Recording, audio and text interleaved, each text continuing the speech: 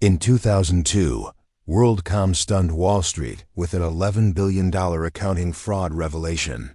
One moment it was a telecom titan, the next it was a corporate ghost story told in boardrooms. Investors watched billions vanish faster than free donuts at a Texas shareholder meeting. Retirement accounts shrank, and trust in corporate America cracked wide open. The big question was simple and brutal. How did this happen in plain sight? How did auditors, analysts, and regulators miss a hole this large? To understand the fall, we rewind to Mississippi in the 1980s, back when long-distance calls still felt like a luxury item.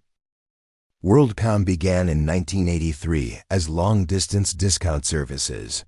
It was modest, scrappy, and hungry like a startup on black coffee. Then came acquisitions, and lots of them. WorldCom bought competitors like a kid collecting baseball cards. By the 1990s, the company was expanding across America. Fiber optic cables stretched like steel veins beneath the nation. The 1998 merger with MCI made headlines nationwide. WorldCom became the second largest long-distance carrier in the country. At the helm stood Bernard Ebbers, a former motel owner from Mississippi. He looked more ranch boss than Wall Street shark. Ebbers built his empire through relentless deals and bold bets. Investors admired him like a Southern business legend. Behind the scenes was CFO Scott Sullivan, the numbers man. Quiet, precise, and comfortable living inside spreadsheets. Controller David Myers handled accounting entries deep inside the system.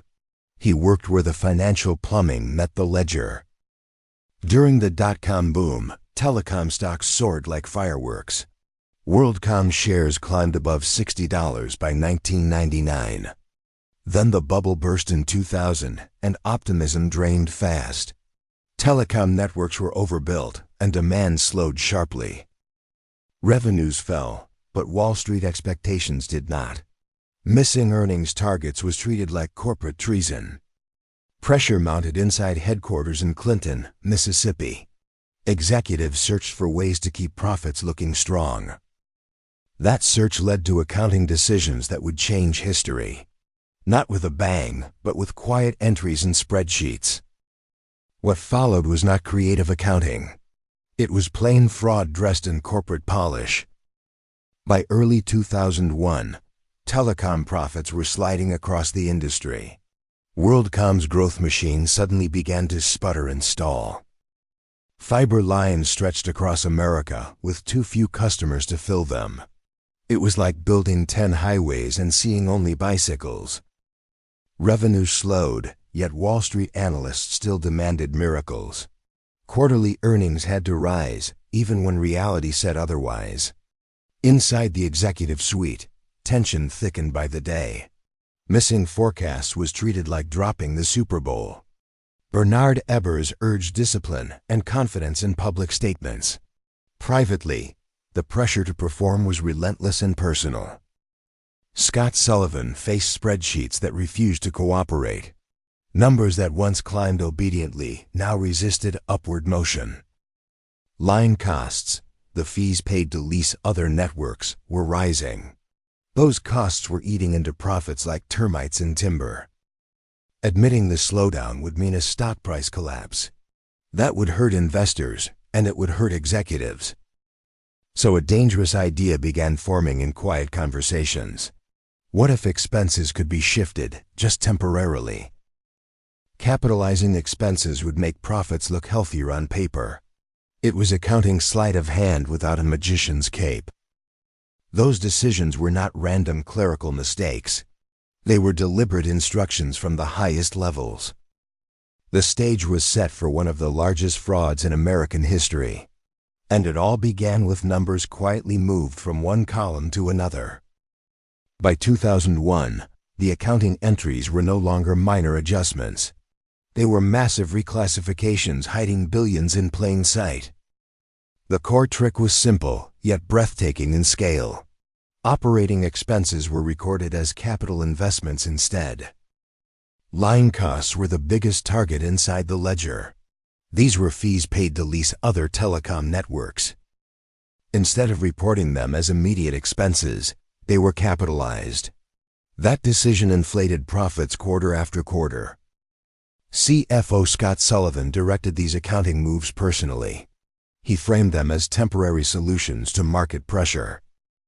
Controller David Myers executed entries deep inside the system. The adjustments were done quietly, without broad oversight. By 2002, the false capitalizations totaled nearly $11 billion.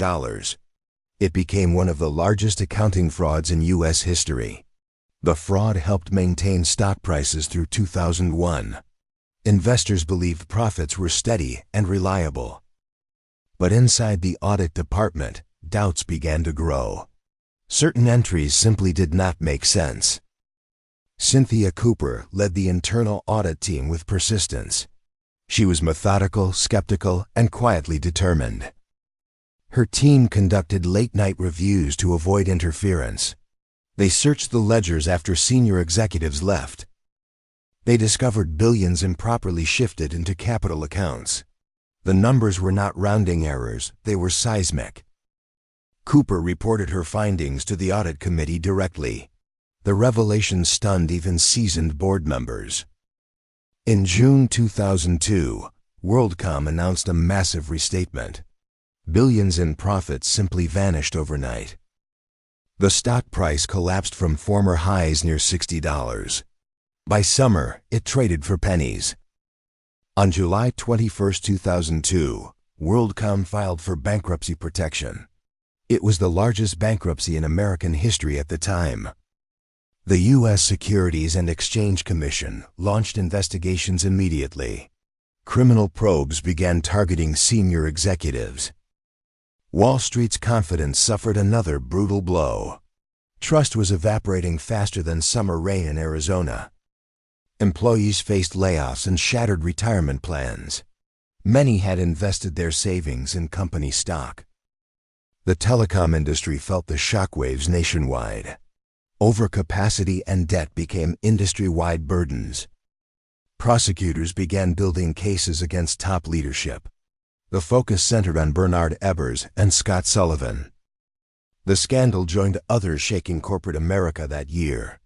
Confidence in executives reached historic lows. What began as quiet accounting entries became a national crisis. And the reckoning was only beginning. By late summer 2002, investigators were closing in fast. The paper trail led straight to the executive suite.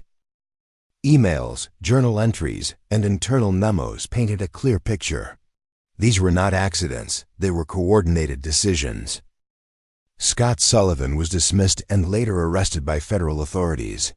The quiet numbers expert now faced criminal scrutiny. David Myers also faced charges for his role in the fraud. The accounting chain of command was unraveling quickly. Bernard Ebbers denied wrongdoing, early statements. He maintained that he trusted his financial team.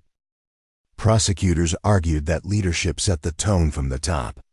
Corporate culture, they said, allowed deception to thrive. As indictments loomed, America demanded accountability from its executives. The era of unchecked corporate power was nearing its reckoning. By 2004, federal prosecutors had built a sweeping criminal case. The spotlight now fixed squarely on Bernard Ebbers. In 2005, the trial unfolded before a packed courtroom. Former colleagues testified about hidden entries and pressure. Scott Sullivan pleaded guilty and agreed to cooperate. He testified that expenses were deliberately reclassified. David Myers also pleaded guilty to fraud charges. The accounting defense collapsed under sworn testimony. Prosecutors argued Ebbers knew the company's finances intimately. They said no CEO could miss an $11 billion gap. The defense claimed he relied on trusted subordinates. They painted him as a distant executive, not a schemer. In March 2005, the jury returned a guilty verdict. Corporate America felt the tremor of accountability. Ebbers was sentenced to 25 years in prison. The once celebrated executive now faced federal custody. The case joined scandals at Enron and Tyco International. Public trust in executives had fallen sharply nationwide. Retirement accounts suffered devastating losses across America. Employees paid the price for executive misconduct. Lawmakers moved swiftly to restore confidence in markets. Corporate governance reforms became a national priority.